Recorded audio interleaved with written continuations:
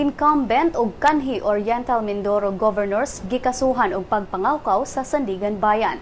Sila si Governor Alfonso Omali Jr. ug kanhi Governor Rodolfo Valencia gihukmang guilty sa pag-violate sa Anti-Graft and Corrupt Practices Act. Matod sa Sandigan Bayan nga ang duha nihatag og 2.5 million pesos nga loan ngadto sa usa ka private ship owner nga giilang si Alfredo Atienza alang sa pag-ayo ug pag-maintenar sa vessel niini.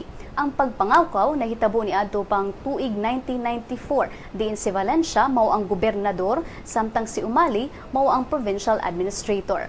Ang duha gisentensyahan og unom ngadto sa napo ka mga tuig nga pagkapriso ug pabayron pa og 2.5 million pesos.